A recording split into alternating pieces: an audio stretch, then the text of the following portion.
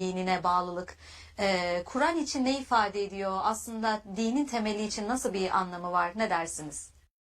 Öğrencimiz gitti Hindistan'a. Dedi ki bir Hinduyla dedi hocam. Konuşuyordum. Adam dedi ki benim 5000 ilahım var dedi.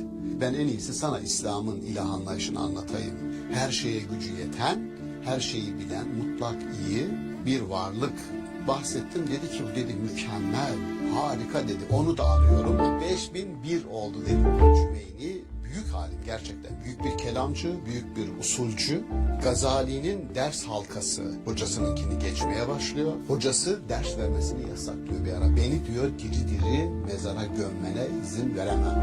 Bütün hayatı boyunca ateizmin argüman stoğunu, cephaneliğini oluşturan Anthony Flew sonunda yanılmışım, Tanrı varmış diye kitap yazıyor. Neden bu adam yanıldım ben, Tanrı varmış diyor. Bütün ömrünü ateizme veren adam diyor ki evrende bir düzen var. O düzene müdahale etmeye izin vermeyen bir sahibi var diyor. Fizik bunu söylüyor bize.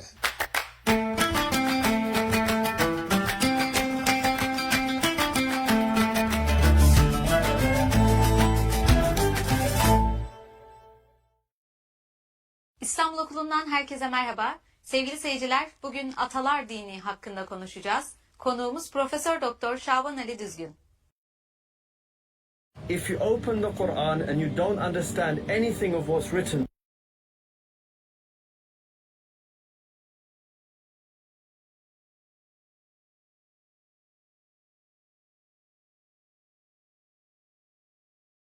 there, and you don't care about this situation,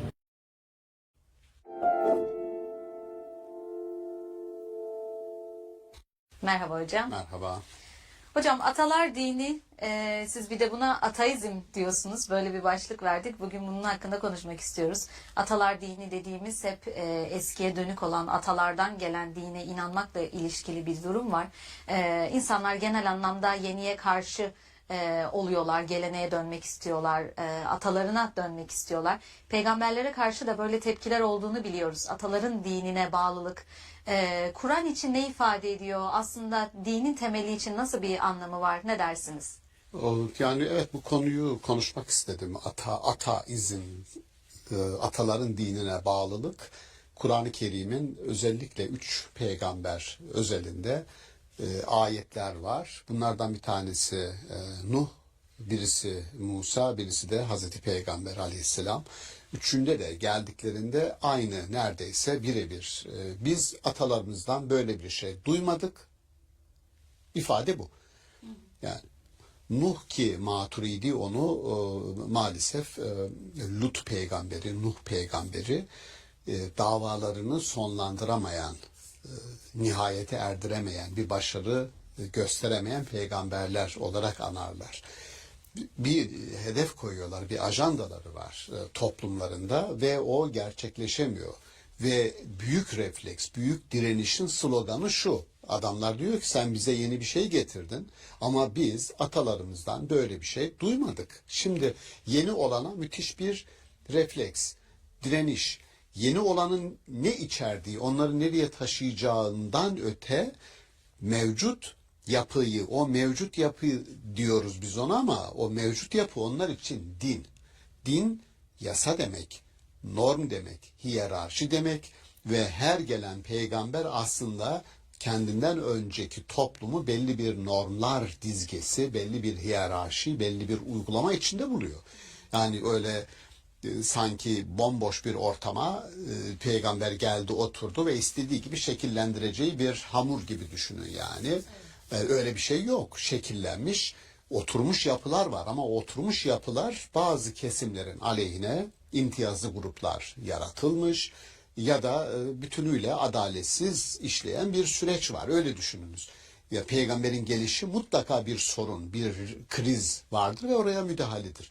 Ama o kriz, dediğim gibi, insanlar atalarımızı biz böyle gördük diyor ve reddediyor. Şimdi Kur'an-ı Kerim'in, yani 3 peygamber özelinde ayetler bunu söylüyor. Atalarımızı biz böyle senin söylediğin sözlerin ya da uygulamaların içerisinde görmedik. Bu bize yabancı. İki kelimeyi burada ayırmak lazım. Ata dediğimiz şey mesela Hazreti İbrahim için kullanılır. İbrahim'inle beraber Kur'an'da anılan Azer diye bir kişi var. İşte o babası, hayır, Azer onun babası değil. Kur'an-ı Kerim'de atalar için eb, yani çoğulu aba, babalar atalar diye kullanılır. Biyolojik baba için valid kullanılır. Ve validin ve ma veled. Doğurana da doğurmayana da yemin olsun derken ayet-i kerime valide Türkçe'de kullandığımız o biyolojik anne ve baba için kullanılır. Eb, baba, biyolojik babayı değil. Ataları geriye doğru, ataları. Dolayısıyla bir soyut dünyayı, bir değerler dünyasını temsil eder. Neden İbrahim'le Azer birbirine giriyor? Niye birbirlerine karşıtlar? Çünkü onun Azer bir kültü, atalar kültünü temsil ediyor. Ebu Cehil edebiyat okuyan arkadaşlar bilir. Biz buna metonim, edebiyatta metonim denir. Yani Kabe'yi gösterdiği zaman bir gazete size o Kabe değildir. O sadece bir İslam kültürüdür, birikimdir. Diyelim Cumhurbaşkanı'nı New York Times gazetesinde görürseniz o Cumhurbaşkanı değildir, Türkiye'dir. Bir asker postalını sabah kalkar gazetenin sayfasında görürseniz o bir postal değildir, o bir darbedir. Bu Aslında metonim. sembolik bir şey var Semboldür. burada. Tabii semboldür. Dolayısıyla Azer diye işaret ettiği Kur'an-ı Kerim'in bir adam değildir. O bir kültür evrenini, bir anlam dünyasını temsil eder. Ve o anlam dünyası İslam'ın ya da dinin gelişinin de sebebidir. Neden? Çünkü o kurulan dünyada ilişkiler birilerinin aleyhine çalışacak şekilde kurulmuştur. Bu birisi bazen çocuktur, bazen kadındır ama zayıf kalmış insanlar bir şekilde tutup elinden kaldırılması gerekiyor. Görünmeyen bedenlerin görünmesi, duyulmanın, seslerin duyulması gerekiyor. Yani peygamber toplumsal tarihe müdahale ediyor. İlişkileri yeniden dizayn edeceğim diyor. Öyle olunca itiraz geliyor. Çünkü bizim kurduğumuz hiyerarşi, atalarımızın kurduğu hiyerarşi bu değil. Bunu yıkmana izin veremeyiz. Yani Ebu Cehil dinsiz bir adam değil. Ebu Leheb dinsiz bir adam değil. Bunlar gerçekten çok dindar adamlar. Ama hangi dinin mensupları? Kendi atalarının dinine Kendi bağlılar. kurulan o dinin mensupları. Ama o din işte dediğim gibi belli kesimlerin ciddi anlamda aleyhine işleyen bir dindir. Yani bu durumda karşı gelmeleri, tepki göstermeleri de aslında çok normal. Çünkü kurulu bir düzen var o toplumda. Ve bir peygamber gelip bir dinle beraber bunu tümüyle yıkmayı ve yeniden inşa etmekten bahsediyor. Aslında bir devrim de yapıyor. Toplumsal bir devrim, bir dönüşümden bahsediyor. Yani zihinsel anlamda devrim, toplumsal anlamda ıslah yapar. Ayet-i kerime yani ben elimden geldiği kadar ıslah edeceğim der. Toplumsal anlamda normları peyderpey düzenler. İmkanım el verdiğince der. Kendi 23 yıllık yaşam pratiğinde yapabildiğini yapar, yapamadığını arkadan gelen inananlar kümesine bırakır. Onlar bunu devralırlar. Arapların refleksi az önce söylediğiniz noktada diyor ki nasıl oluyor diyor, şaşılacak bir şey diyor. Bütün ilahları toplamış tek ilah var diyor ya. Bütün ilahları tek ilaha indiriyor bu diyor. Şaşılacak şey. Şimdi bizim için bir insanın yüzlerce, binlerce ilahının olması panteist bir dünya. Diyor şaşılacak bir şey, siz ne yapıyorsunuz falan. Ya ilah dediğiniz birdir. Bütün sizin dağıtarak güç kudret verdiğiniz varlıklar tek bir varlığın eseridir. Adam hafsalası almıyor. Benim bir arkadaşım, daha doğrusu öğrencimiz gitti Hindistan'a. Dedi ki bir Hinduyla dedi hocam konuşuyordum. Adam dedi ki benim 5000 ilahım var dedi. Dedim ki ben en iyisi sana İslam'ın ilah anlayışını anlatayım. İşte İhlas suresini, ondan sonra Ayetel Kürsi'yi, yani nihayetinde her şeye gücü yeten, her şeyi bilen, mutlak iyi bir varlık bahsettim. Dedi ki bu dedi mükemmel, harika dedi. Onu da alıyorum. 5001 oldu dedi. Ya onun için kolay. 5001 ilahım oldu dedi. Şimdi Arap cahiliye mantığı benzer bir şey diyor. Bu kadar ilahı diyor teke indiriyor. Bakın onlar da dindar. Hocam ateistlerin de bu noktada söylediği bir şey var ya, bölüyorum ama yani burada siz diğer bütün tanrıları reddedip bir tane tanrıya inanıyorsunuz. Ben onu da reddediyorum diyor aslında. Benim sizden farklı olarak bir tane daha tanrıyı reddettiğim olmuş oluyor diyor. Olabilir. Yani bu kendi bana sorarsanız yani sebep sonuç ilişkisi içerisinde düşündüğünüzde ortada bir sonuç varsa yani yaratılan bir bu sonuç yaratılan bir varlık alanı varsa iyi ya da kötü. Are you scared of switching careers? Stuck in a low paying job? Afraid to transition into something better? Let's be honest, staying stuck costs you everything. Bir sebebe dayanmalıdır. Diyebilir ki o kendi varlığının sebebidir. O zaman ormanda bulduğum bir saatin bu kadar mükemmel bir düzenle işleyen bir saatin kendi kendini orada var ettiğini söylemek kadar absürttür. Bu söylediğimi Yanılmışım Tanrı Varmış kitabının yazarı Anthony Flew söylüyor.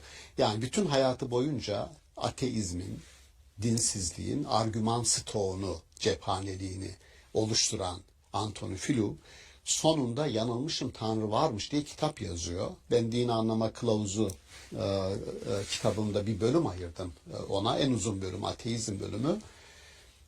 Ve merak ettim. Oraya aldım. Neden bu adam yanıldım ben Tanrı varmış diyor. Bütün ömrünü ateizme veren adam diyor ki opsiyon.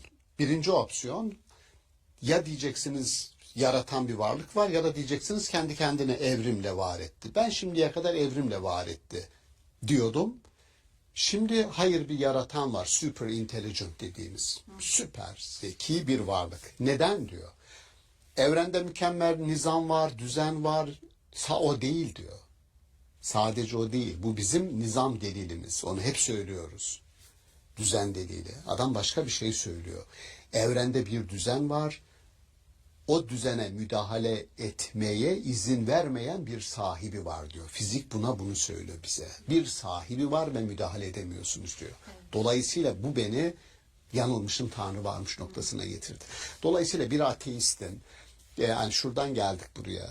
Bir Hindu kendi panteist dünyasında 5000 tanrıyı savunabilir. Ataları onu öyle gösterdi, öyle öğretti. Siz ona gidip tek bir var, Allah var dediğinizde size itiraz edecek. Ebu Cehil'e söylediğinizde ya bu kadar Allah'ı, Tanrı'yı bire mi indiriyorsunuz? Oysa şöyle bakın, Kabe'nin içerisinde 360 put var idi. Evet. Ama o putlara ne Ebu Cehil gidip tapıyordu, ne Ebu Leheb. Oradaki 360 put fakir fukaranın putuydu. Kamusal putlardı. Onlar kendi putlarına evlerde tapıyorlardı. Yani putları bile özelleştiren bir cahiliye toplumu, o hiyerarşi kurmuş ve alttaki sefiller ve sefihler diyor. Sefihler, süfeha kelimesini kullanıyor. Sefihlerle. Bunlarla diyor biz aynı şeye mi inanacağız? Ya korkunç bir şey.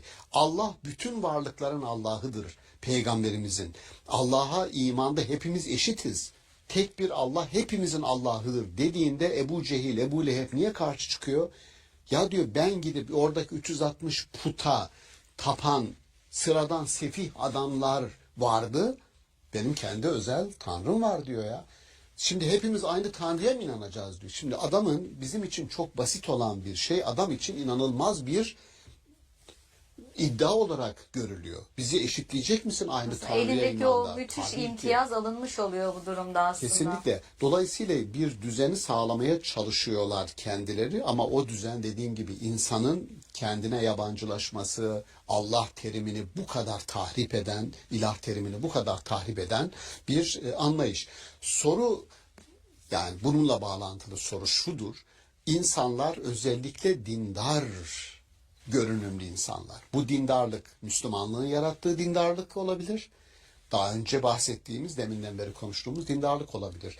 Yeni olana neden karşı çıkıyorlar?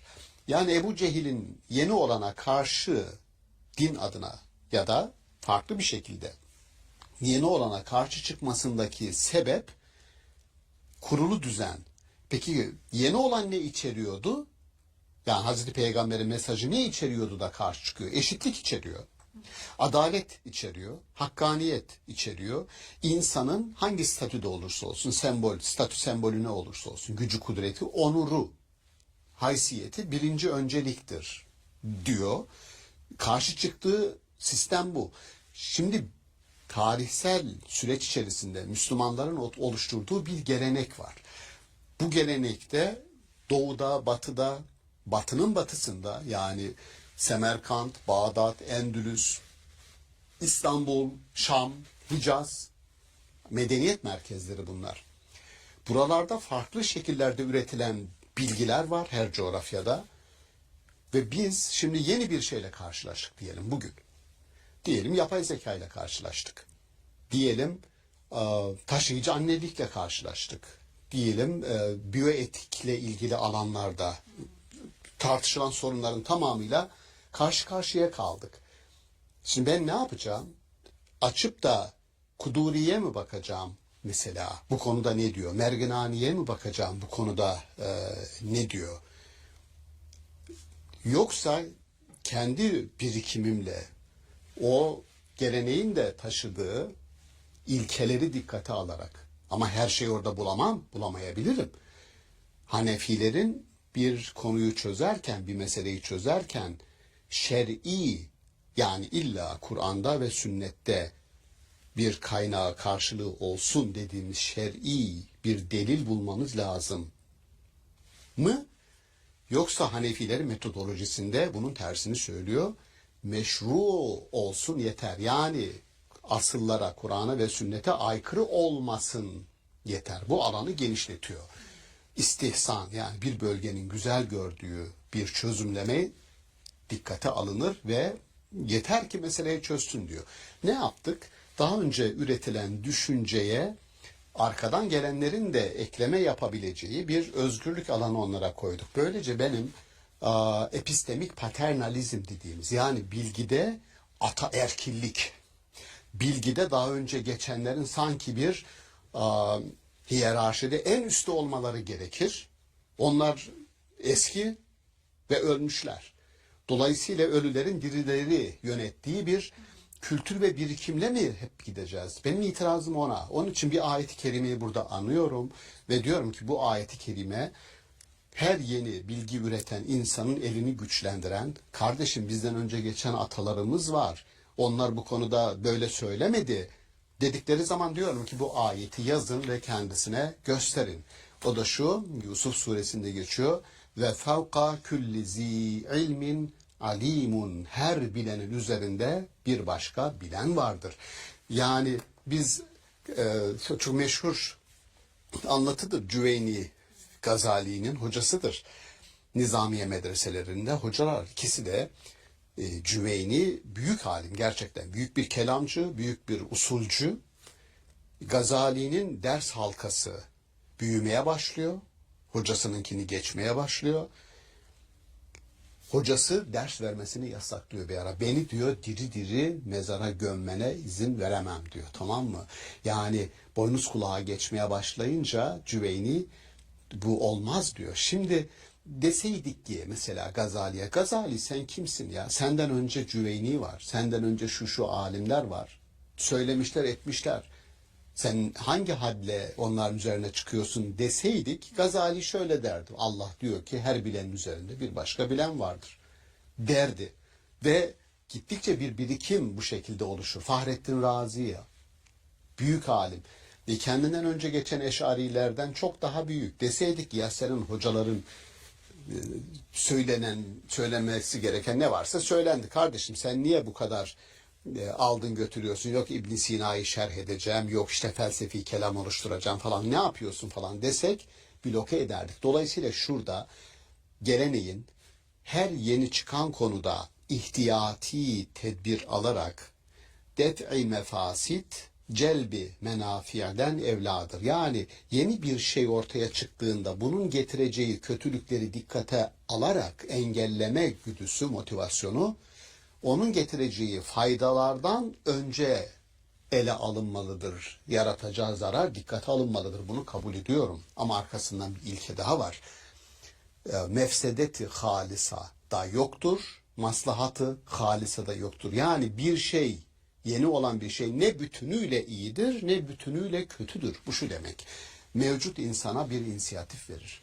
Masanın üzerine koyacağız, düşüneceğiz insanla, insanın aklıyla, vicdanıyla, Kur'an'la ne kadar örtüşüyor, ne kadar çelişiyor, ondan sonra kararımızı vereceğiz. Diri olan insanların karar vermesine ve inisiyatif almalarına izin vermemiz lazım. Bu sorumluluk bizim. Daha önceki kitaplara bak, Merginali'ye bak, Kuduri'ye bak. Ama karar senin kararın olacak. Bunu bu çerçevede atalar dini diye Kur'an'ın eleştirdiği o yönelime Müslümanların bu Kur'an'dan öncekileri eleştiriyormuş falan diyerek kendilerini bir kenara çekmesinler lütfen diyorum. Sorumluluğu üstlensinler.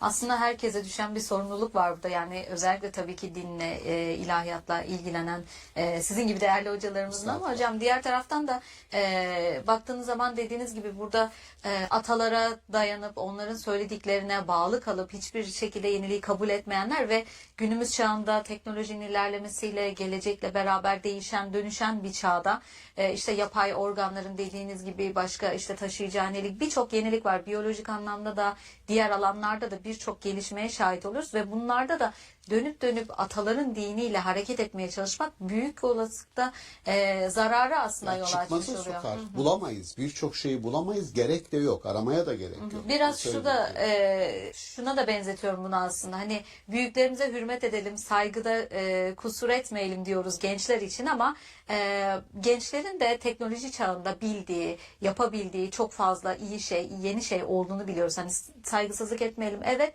ama yeri geldiğinde de gençlere de söz hakkı verelim gibi bir şey var ya bu nesiller arasında. Tam o. Yani şundan ben endişe ederim. Şu çok doğal. Geçmiş gelecekten vefa bekler. Tıpkı yaşlıların gençlerden vefa beklemesi gibi. Bu vefa duygusunu anlarım. Hatta şunu söylerim. Köksüzlük derin öksüzlüktür. Hiç sorun yok.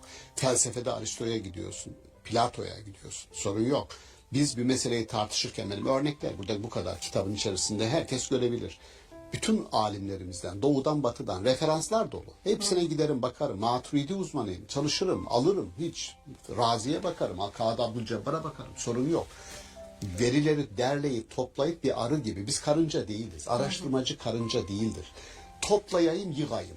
Toplayayım, yığayım. Hayır. Biz tezler için onu söyleriz. Doktora tezi karınca gibi çabalamak değildir, yığmak değil, arı gibi.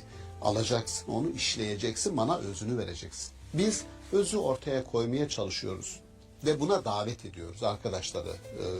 Bugünün düşünenini, mütefekkirini, misyonu budur diyorum.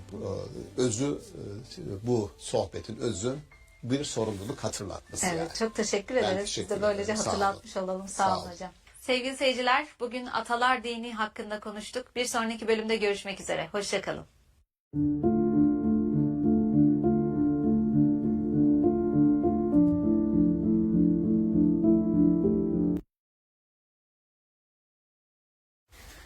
Super fresh or your money back. Lidl, fresh produce retailer of the year.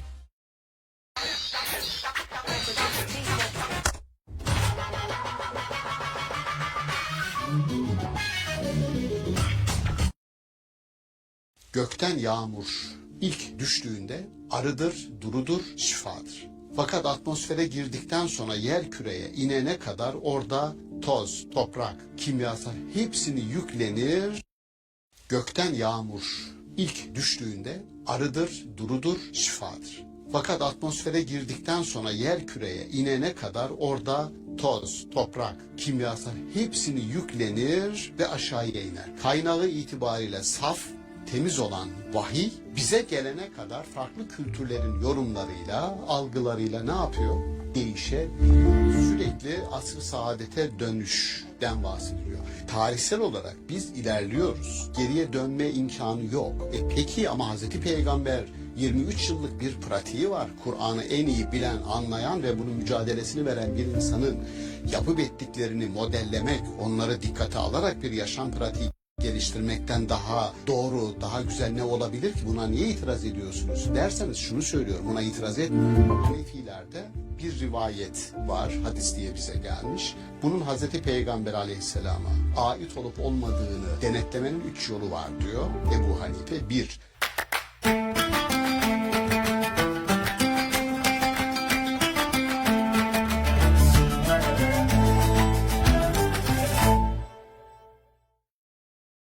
İstanbul Okulu'ndan herkese merhaba. Sevgili seyirciler, bugün köken ve gaye bağlamında sünnet hakkında konuşacağız. Konuğumuz Profesör Doktor Şaban Ali Düzgün.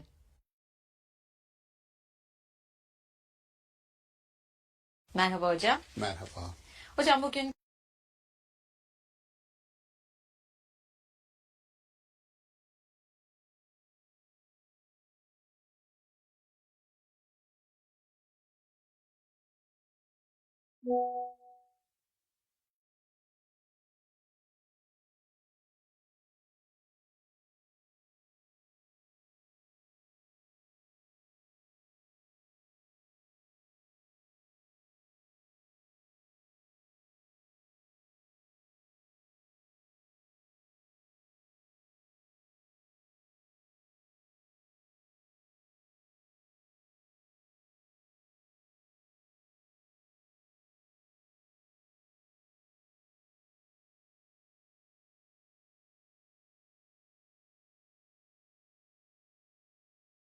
köken ve gaye bağlamında sünnet hakkında konuşmak istiyoruz. Böyle bir başlık verdik. Sünnet peygamberimizin yaşam pratiği olarak ele alıyoruz ve siz bunu aslında köken ve gaye diye iki kavram üzerinden açıklıyorsunuz. Bunu nasıl tanımlıyorsunuz? Köken, gaye bizim için ne ifade ediyor? Peygamberimizin sünnetiyle nasıl bir ilişkisi var? Yani evet, hepimize çok tanıdık bir kelime sünnet. Hazreti Peygamber'in 23 yıllık yaşam pratiği, uygulaması diyoruz ona. Ama çok da tanıdık olmayan iki farklı kelimeyle bir araya getirdik. Kök, köken, bu şu demek aslında. Sünnet, Hazreti Peygamber'in uygulamaları nasıl bir kök değere sahip. İkincisi, bu kökler bir sürgün verecekse gaye anlamında nasıl bir gayeye hizmet edebilir, nasıl bir gayeye yöneliktir. Bu mesele bu. Ama bunu daha köken miti diye kullanılan bir ifade var. Örnek mesela evrenin yaratılışı, kozmogoni dediğimiz evrenin yaratılışı ile ilgili bütün kurgular, bütün anlatılar. Biz onu bilmeyiz de çoğunu. Kurgudur aslında büyük kısmı. Bir kısmı işte fiziksel olarak evren nasıl yaratıldı, büyük patlama, oradan bu tarafa gelen işte radyasyon dalgaları, o da kökene ilişkindir. Yani evrenin kökeni de tartışıldığı zaman köken miti denir. İnsanın yaratılış hikayesi anlatıldığı zaman da insanın kökeni, yaratılışı anlamında ona da köken miti denir. Mitos, mit. Fakat biz biliyoruz ki evrenin yaratılışından bu tarafa evren büyüyor, genişliyor, gelişiyor. İçindekiler zihinsel anlamda değişiyor, gelişiyor, büyüyor. O zaman soru şu, yani burada niye bu sünneti geldik tam ortasına koyduk bunun. Bu gelişim evrelerinde, bu gelişim sürecinde zihinsel anlamda normlar, kurallar anlamında yahut o normlara kaynaklık eden ilkeler anlamında sünnet, Hazreti Peygamber'in uygulaması nasıl bir yerde duruyor? Soru bu. Ve kendisinden sonrakilere bir köken teşkil edecek bir değere sahip mi? Sahipse bu norm olarak, kural olarak mı sünneti değerlendireceğiz? Yoksa daha sonraki çağlarda insanların uyguladıkları normlara yön veren, onları yönlendiren ilkeler içeren bir kök olarak mı değerlendireceğiz? Soru bu. Yani niye bu konuyu tartışıyoruz? Mesele anlaşıldı zannediyorum bu çerçeveyle. Burada hemen ilk olarak şunu tespit etmemiz lazım. Bu sadece Hazreti Peygamber için değil, Kur'an için de geçerli. Başka toplumlar içinde, birikimler, kültürler içinde geçerli. Hiçbir şey öyle yerden bir günde bitmiyor. İslam da öyle. Kendisini ben yeni bir din değilim diyor. Ta Adem'den, ilk insandan bu tarafa akmakta olan bir ırmağa katılan bir parçayım. Onun bir parçasıyım. Hazreti Peygamber de kendinden önceki peygamberler halkasına eklenen bir peygamber. Kendinden önceki peygamberleri atamız İbrahim diyor, babamız şu diyor. Yani belli ki kendisini o halkanın dışında konumlandırmıyor orada. Şimdi bu şu demek, Kur'an'ın içerisinde ya da sünnetin içerisinde O coğrafyada, Arap coğrafyasında, Kur'an'ın indiği coğrafyada sadece Kur'an'ın getirdiği değil, Kur'an'ın hazır bulduğu, sadece sünnetin pratik olarak bize gösterdiği değil, aynı zamanda başka uygulamaları da kendi içerisine alabilecek, kendinden öncekileri, çünkü kabul ediyor onları. Bir durum var. Bu o zaman şöyle. Yani Hristiyanlığın peygamberini kabul ediyor. Yahudilerin peygamberlerini kabul ediyor. Kitabını kabul ediyor ve alıyor. Aslında dışlayıcı bir anlayış yok. Bir bütünün parçası olduğunu söylüyor ve kapsayıcı bir anlayış var. Kapsayıcı bir anlayış var. Bence bu başlı başına hele bugün her kendinin dışındaki herkesi, kendinin dışındaki her düşünceyi dışlayan, ötekileştiren mantığı kökünden reddetmesi bağlamında İslam düşüncesinin bu kapsayıcılığı çok tek başına bile bir değerdir, kapsayıcı. Fakat burada başka bir şey var. Bu felsefede kullanılan içererek aşmak diye bir terim var. Aufhebung diye Almanca'da teknik bir terim. İçererek aşma. O kelimeyi ben buraya uygulamak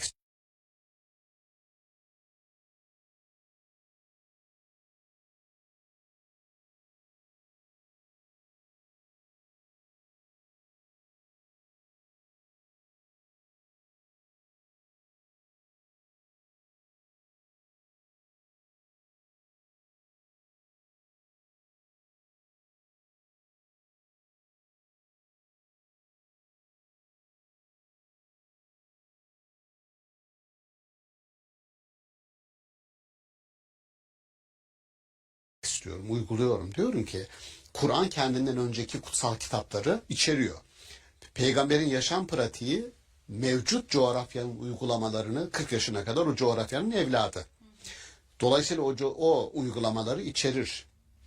Fakat onları aşar. Şimdi burası bizim için hayati. Hatta yerine göre onlardan ne yapar? Kopar. Bir kopuş da gerçekleşir. Buna bir tür Kur'an ya da Hazreti Peygamber bulduğu kültürel yapıyı, uygulamaların bir kısmını insan onuruna, insan yaşamına zarar verebilecek uygulamaları imha eder, ortadan kaldırır. Yararlı olan ama bozulanlar varsa onları ıslah eder. Olması gereken vardı ama ortadan kaldırılmış, onları ihya eder. Var olan ve insanlığa faydası dokunanlar, bunlar işte şu coğrafyadan buradandır diye kaldırıp atmaz. Ne yapar? Onları da ibka dediğimiz sürekliliğini sağlayacak bir forma kavuşturur, var kılar. Dolayısıyla mevcuda karşı farklı refleksler geliştiriyor. Kur'an'da, sünnette. Şöyle düşünelim. İşin riskini göstermek için söylüyorum. Mesela medeniyet diyoruz biz. Batı medeniyeti. Coğrafya işaretlidir. Bakın Batı medeniyeti. Hint medeniyeti coğrafi işaretlidir. Hint. Çin medeniyeti coğrafi işaretlidir. İslam medeniyeti coğrafi işaret taşımıyor. İçerisinde İran'ın var katkısı, Türklerin var katkısı, Arapların var katkısı, Endülüs'ün var katkısı. Dolayısıyla çok farklı coğrafyalardan akıp gelen bir birikim İslam'ın medeniyeti olarak önümüzde. Hem kozmopolit hem de yine bir kapsayıcılık görüyoruz. Kapsayıcılık var. Fakat şöyle bir şey var. Hazreti Peygamber'in kendinden önce, yani o akıp gelen farklı birikimlere uyguladığı yöntem bunlara uygulanmalıdır. Ne demek bu? Şimdi benim uygulamamda mesela Arapların kendi kültürlerinden kaynaklı olan ve benim kültürel dokuma uymayan dinden bahsetmiyorum. Din evrensel ama kültür yerel.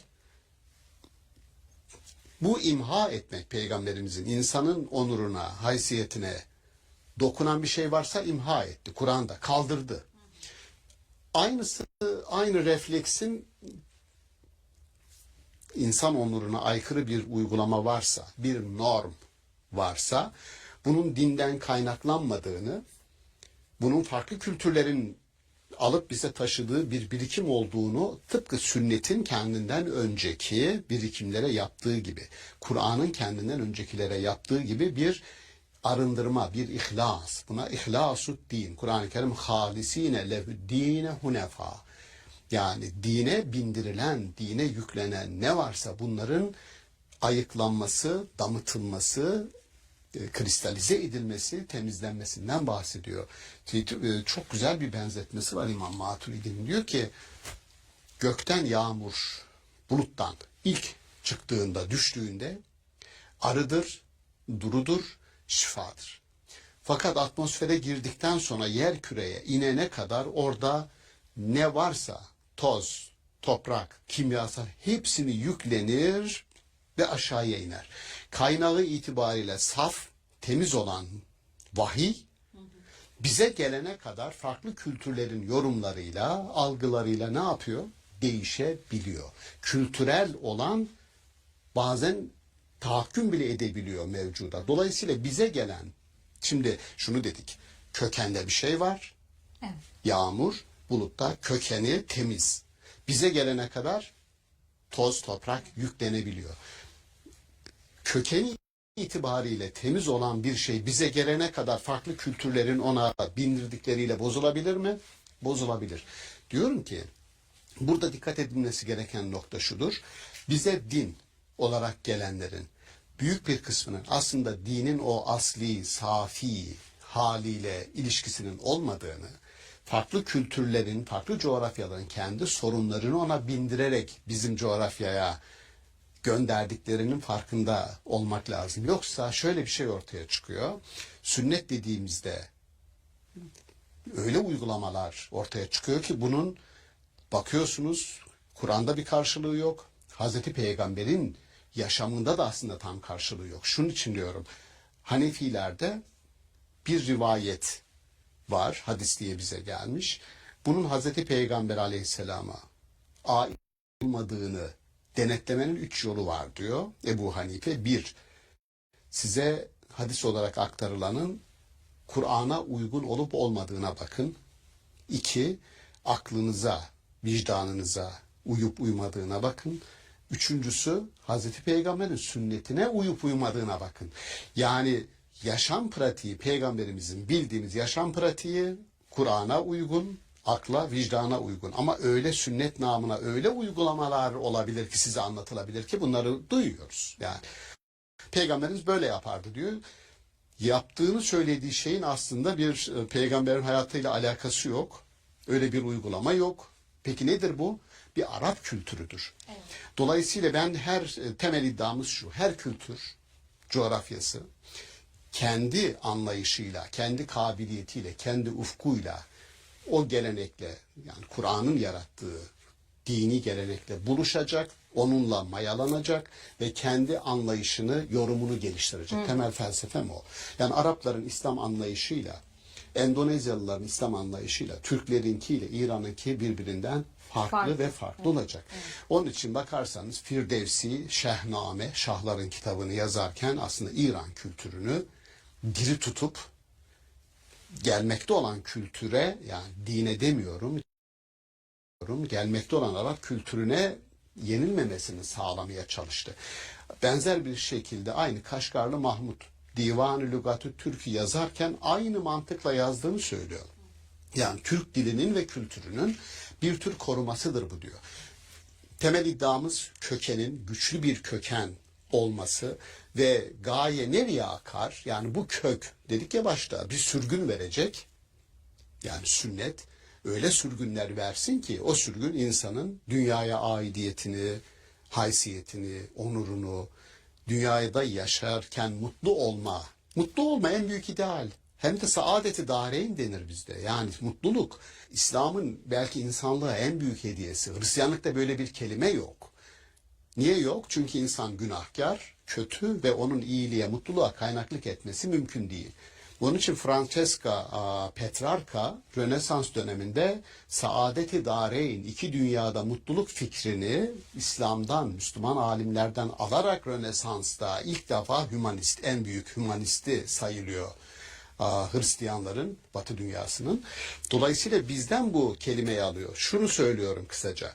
Hazreti Peygamber'in uygulaması köken olarak insanları daha iyiye evirecek bir ilke olarak okunduğu zaman farklı coğrafyalara kaynaklık edebilir. Ama Arapların ya da daha önce alınan kültürlerin normlarını, uygulamalarını da içinde barındırıyor olabilir. Onlara dikkat ederek sünnetin Kur'an'la uyumlu, ilke değeri taşıyan kısmının bu bahsettiğim çerçevede yeniden değerlendirilmesi gerektiğini söylüyorum. Bir köken ve bir de hangi gayeye. The Prophet sallallahu alaihi wasallam said, "The best of you are those who feed others." Thousands of people have already been helped.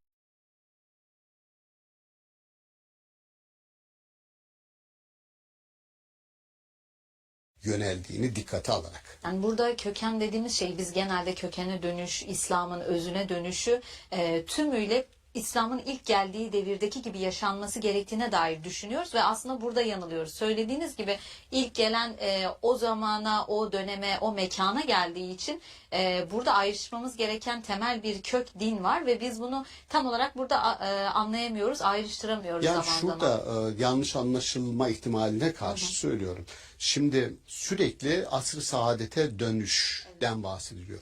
Tarihsel olarak biz ilerliyoruz. Geriye dönme imkanı yok. Peki ama Hazreti Peygamber 23 yıllık bir pratiği var. Kur'an'ı en iyi bilen, anlayan ve bunun mücadelesini veren bir insanın yapıp ettiklerini modellemek, onları dikkate alarak bir yaşam pratiği geliştirmekten daha doğru, daha güzel ne olabilir ki? Buna niye itiraz ediyorsunuz derseniz şunu söylüyorum, buna itiraz etmiyorum. Oraya dönelim. Niçin dönelim? O uygulamaların benzerini yapmak için değil. O uygulamalar yapılabilecek, muhtemel, ideal, ütopik, insan yaşamı için en iyi olanın kuluçkasıdır.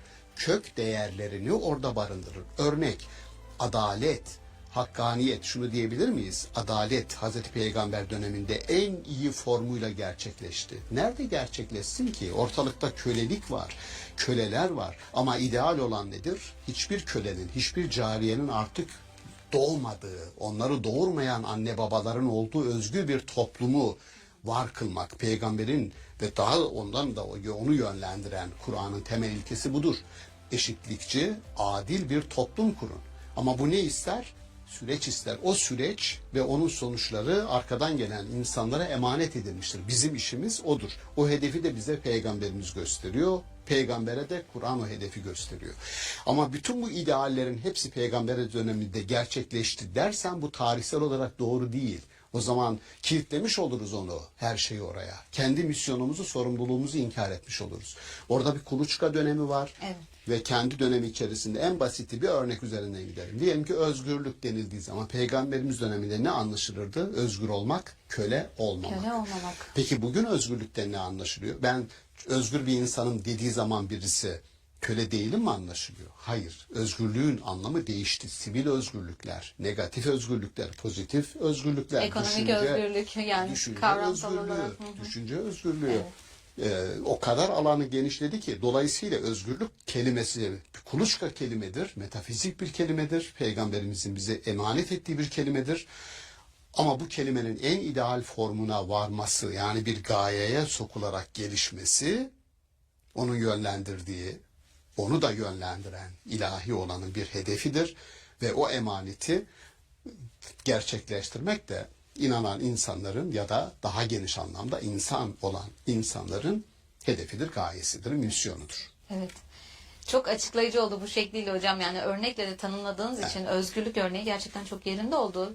Burada bir kökene dönüşten bahsediyoruz ama nasıl bir dönüş, döndüğümüzde ne bulacağımıza dair de bir gaye arayışındayız aslında. Doğru. Çok teşekkür ederiz Ben değerli teşekkür yorumlarınız ederim. için. Ben teknik bir konu gibi duruyor Evet. ama açıklamayla anlaşıldığını düşünüyorum. Kesinlikle öyle. Sağ Çok olun, teşekkürler sağ hocam. olun.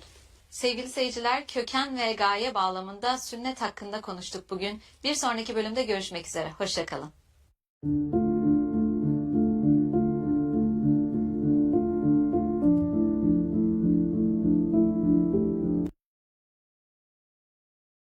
Öyle köyler var ki suları yok. Su birikintilerinden su içiyorlar. Elektrik yok. İşte biz böyle büyük köyleri seçiyoruz. Bu köylerde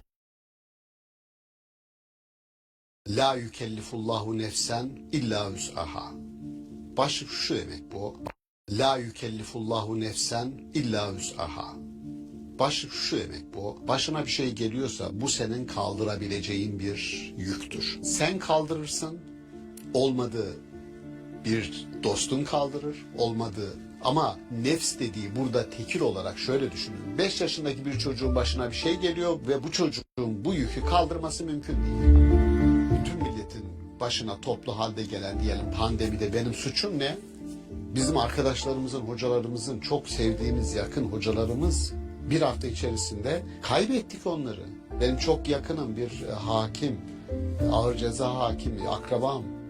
Kaybettik 43 yaşında. Yani çok yakınlarımızı kaybettik. Bu insanların bu musibet, herkesi saran bu musibete sorumlulukları ne? Sorumlulukları yok ama Kur'an-ı Kerim şunu söylüyor. Ey Rabbim, diyor ki ey Rabbimiz.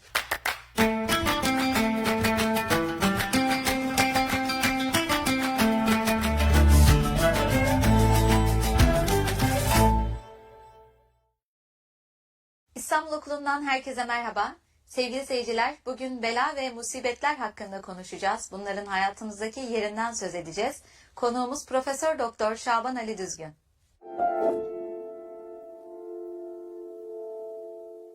Merhaba hocam. Merhaba. Yine önemli ama zor kavramları ele alacağız. Bela ve musibetler diyoruz. Bunları öncelikle kavram olarak nasıl tanımlıyorsunuz? Bunlar bizim hayatımızda, kaderimizde yazılı olarak mı görmemiz gerekiyor? Nasıl anlamamız gerekir? Ne dersiniz? Öyle değildir inşallah yani yazılıysa çünkü onlardan dönmenin imkanı yok. Evet.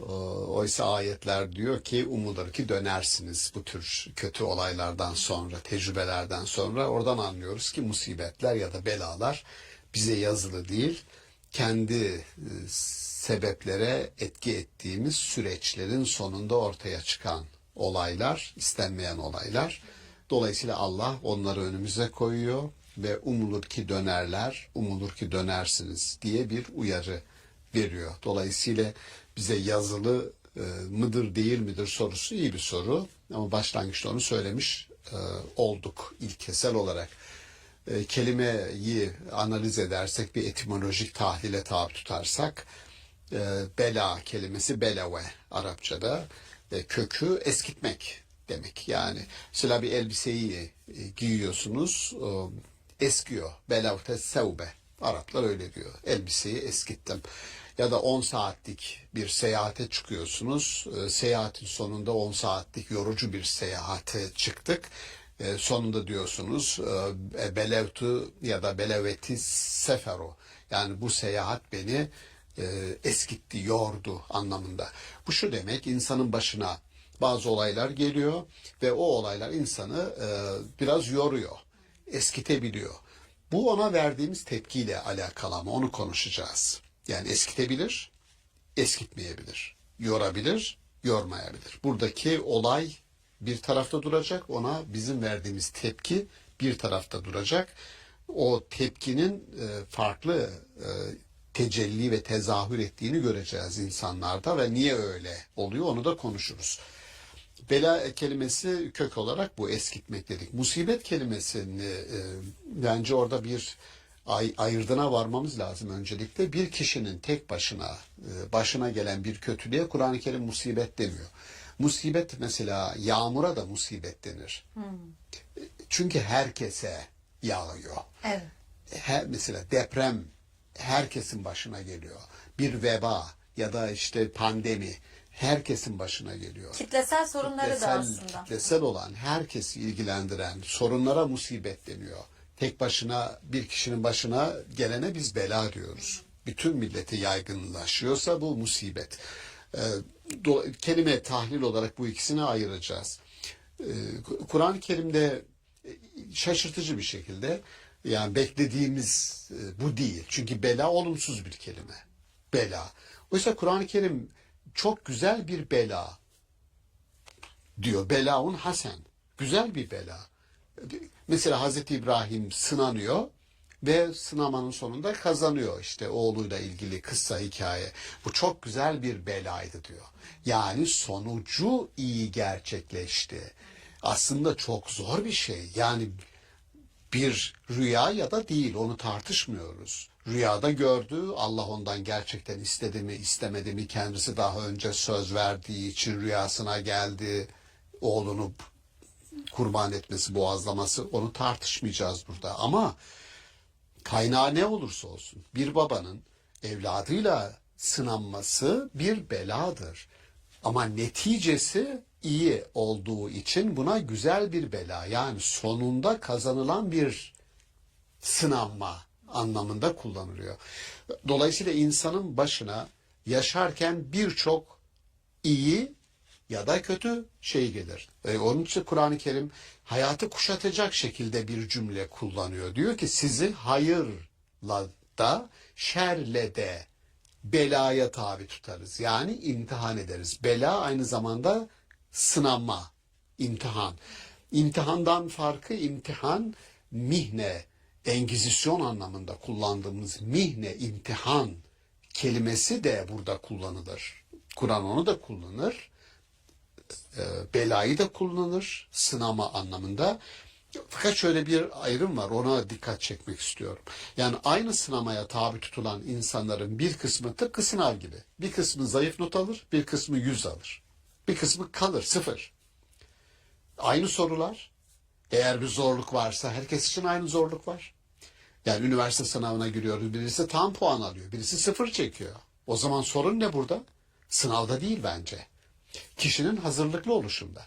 Dolayısıyla öyle olaylar olur, bela dediğimiz olaylar olur ki bela kişinin onu evirip çevirmesiyle, halletmesiyle, iyi karşılamasıyla, ona donanımlarıyla onun üstesinden gelecek, altında kalmayacak bir hazırlığıyla onu mükemmel bir sonuca evirir ve Kur'an-ı Kerim buna belaun hasenem, bu iyi atlatılmış bir sınav, bravo diyor İbrahim örneğindeki Yani bir gibi. baş edebilme mekanizması gibi mi Tam görmek bu. gerekiyor? Tabii. Yani olayın kendisi başlı başına bela değil. Olaya bizim verdiğimiz tepki, olayı evirip çevirme, dönüştürme imkanı var.